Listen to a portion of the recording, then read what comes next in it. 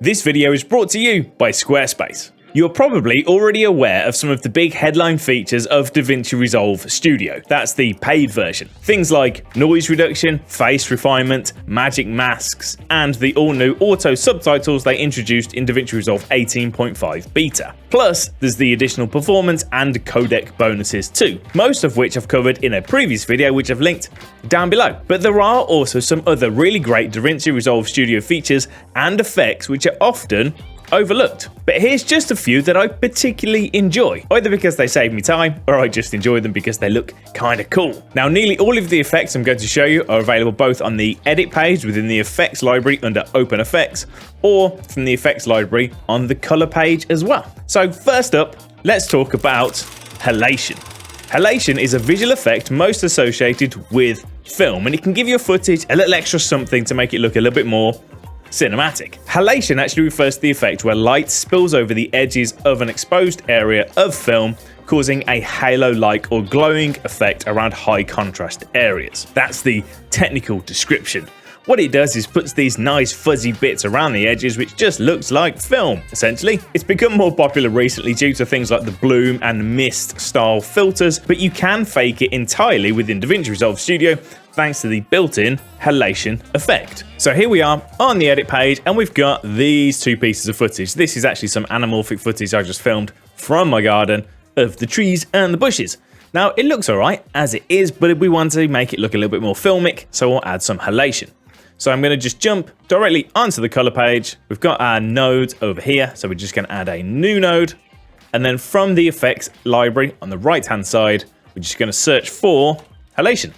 And we're going to drop the Halation effect directly on this new node. Let's just zoom in a little bit. You can see we do now have this little sort of bloom effect going on. If we just disable that and enable it again, you can see the effect. Now, if we go to the effects area, we have all of these additional controls.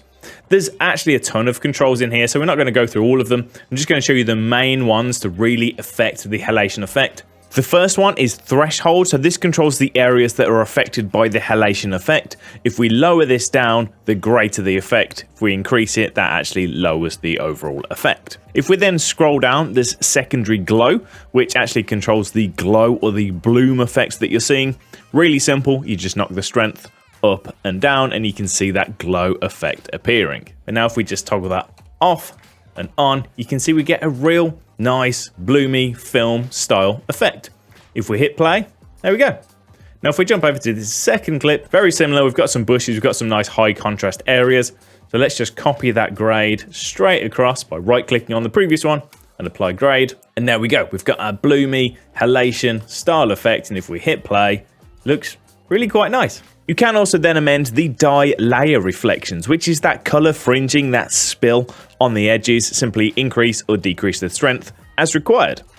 You can also then toy around with all of the other settings within the Halation effect to get it looking exactly as you want it. I really like the Halation effect. It can get a little bit overdone quite quickly, but I like the way it looks. I actually use a little bit of Halation to this studio shot just to give a little bit of glow to that little light behind me. Now, sticking with something very, very similar is number 2, film grain.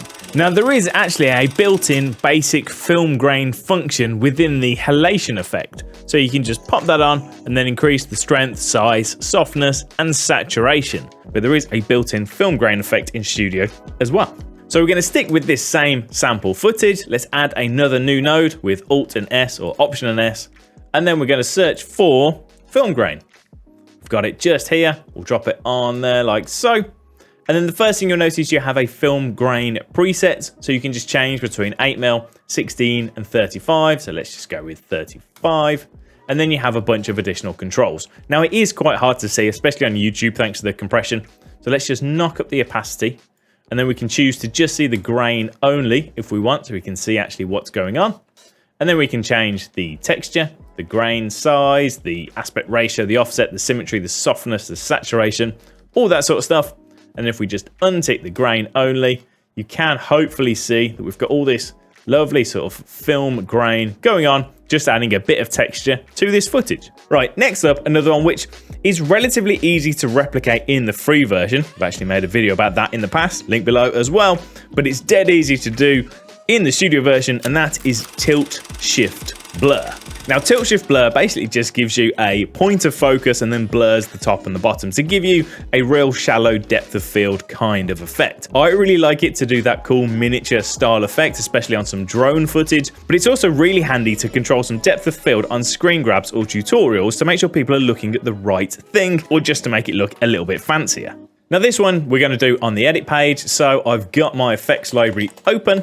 We're just going to search for Tilt Shift, and we have our Tilt Shift Blur. And we're going to drop it on this drone footage like so. Give it a click. In the inspector, go to effects and you have all of your controls within here. But what I like to do, come down underneath the preview window and make sure you have your open effects overlay turned on.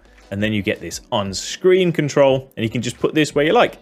So let's put this sort of over here on the little bridge. And then if we hit play, it has this really funky miniature style effect. There's tons of controls within the inspector. You can change the blur type, the blur strength. You can also change the lens iris, the shape, the curvature, rotation, as well as controlling the depth of field, sweep and range and all that sort of fun stuff.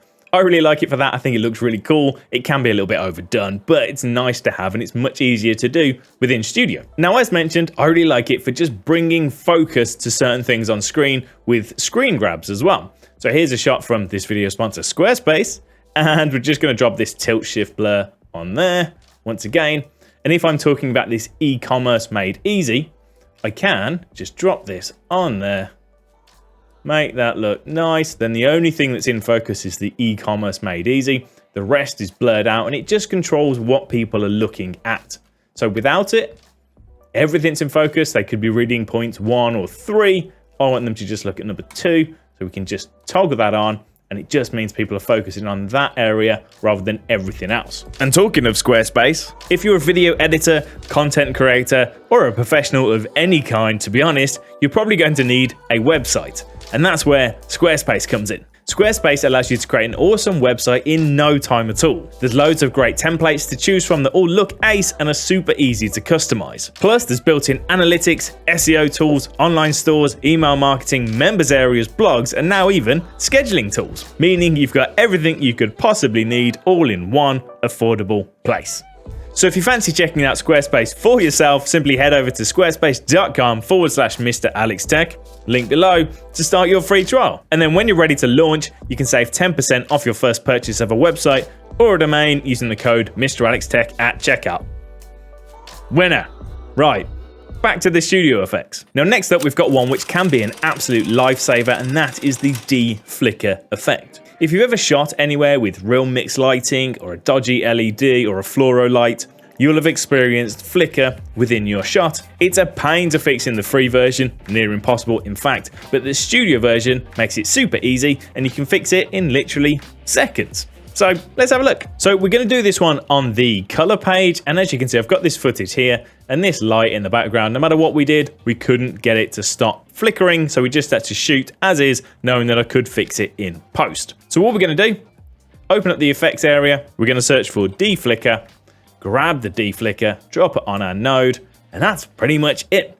Generally, the default settings do a pretty good job. As you can see, it's stopped our flickering and it looks pretty good. You do have some additional controls within here. So we have the Deflicker settings. We can change from time-lapse, fluoro light, or advanced controls. Generally speaking, time-lapse actually seems to do a really good job. Now, one thing you will notice as Darren comes in, there is a tiny bit of ghosting, and that's one of the downsides to the Deflicker effect. It smudges the frames together so that you don't have flickering, it just looks like a constant exposure. But that can cause smudging or ghosting within any movement within the frame. You do have some controls though, so you can limit it. Underneath the Restore Original Detail After Deflicker, you've got this Detail to Restore slider. So the higher this number, the greater the number, the less the Deflicker effect, but the more detail you'll retain within the shot. So as you can see, I've increased it, the flicker's back a little bit, but we have less ghosting within Darren. Whereas if we bring this right down, there's very little flickering at all, but as Darren comes in, it's going to be a little bit smudgy. So I'm going to leave that as is. The other thing which you can do is actually limit where the Deflicker effect is being applied. So if we open up this speed optimization options, There's a limit analysis area, and then we get this box on screen. I can just put this around the monitor, roughly something like that. And then the deflicker effects will only be applied within that box. It's not perfect for our situation because Darren moves through the box, but you get the idea. The deflicker is only being applied here, so any ghosting around the outside of the box will be reduced. Now, just one quick example, we've got this time lapse, and as you can see, same thing, we've got flickering. This obviously isn't an LED light, it's just the fact the exposure is changing, but again, we can just drop deflicker on there. Don't even need to change anything for this one, and it just evens it out and makes it look much nicer and much less distracting. Next up, we've got one called analog damage, and it allows you to make things look like old school TVs or security cameras like this. And I really like it. Yes, again, it can be overdone, but it's a really cool effect. It's dead easy to apply, and it just allows you to do some really fun stuff. So we're going to open up the effects library, and then we're just going to do a quick search for analog damage.